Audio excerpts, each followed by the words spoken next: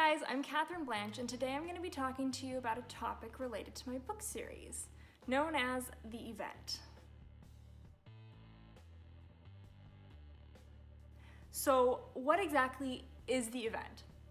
Well, I talk about this in my books a little bit. This has occurred about 5 years before the opening of the first book, Caught by Demons. Now, in the event, this was sort of like a zombie apocalypse. Except for with the zombie apocalypse that we're used to talking about, usually it's like a virus. This wasn't a virus. This was actually related to magic. Unlike the zombies that you're probably used to, these ones could not be killed. You just had to escape them. When this apocalypse in my book series hits, it's really kind of out of nowhere. There's no time for preparation.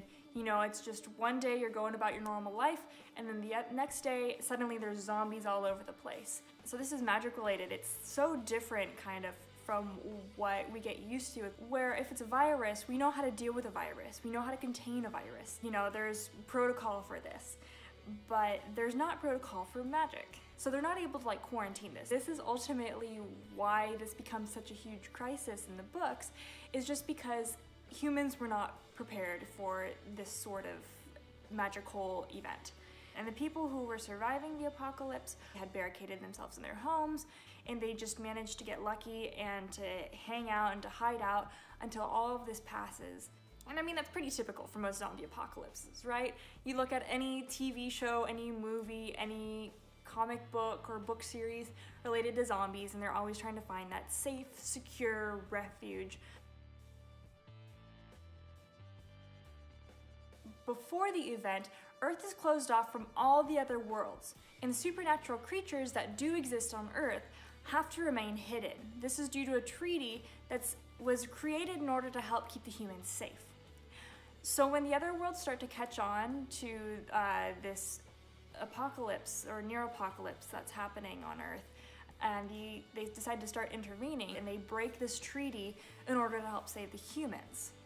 The supernatural creatures that are particularly involved in this end up being the vampires, because they're living here on Earth and they're one of the largest supernatural communities in hiding here.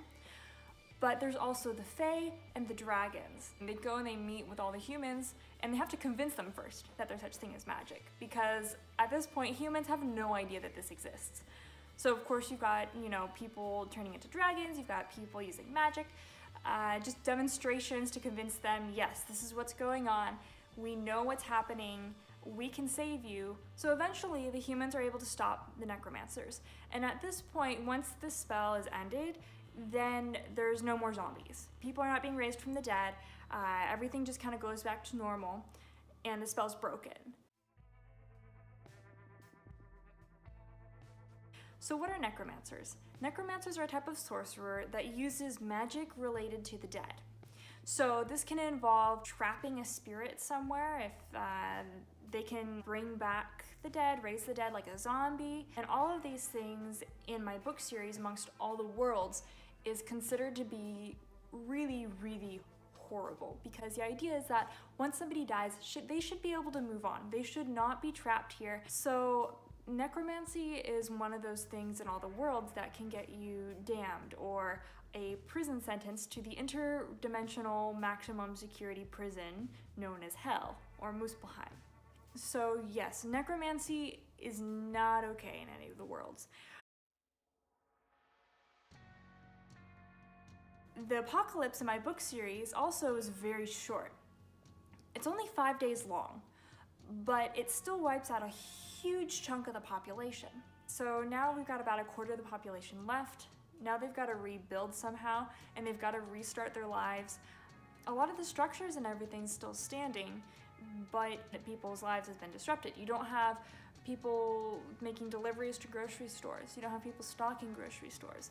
So, okay, now how are people going to get their food? People start to flock to major cities like Los Angeles.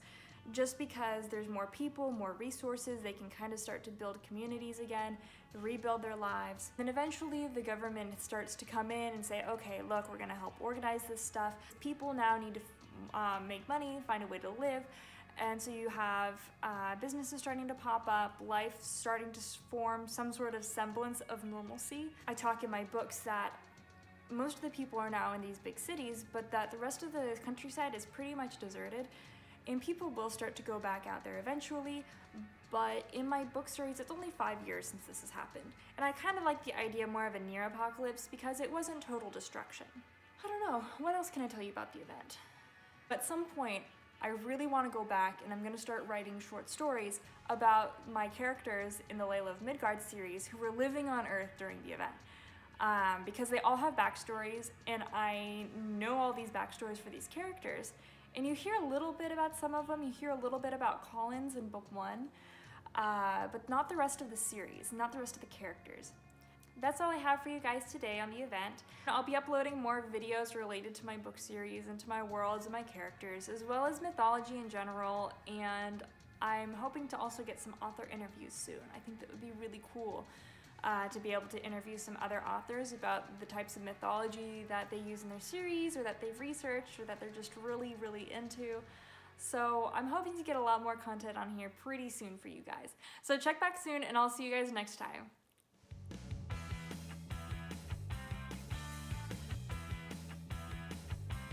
Forgot what I was gonna say. Check back. So yeah, check back soon. Blah, blah, blah.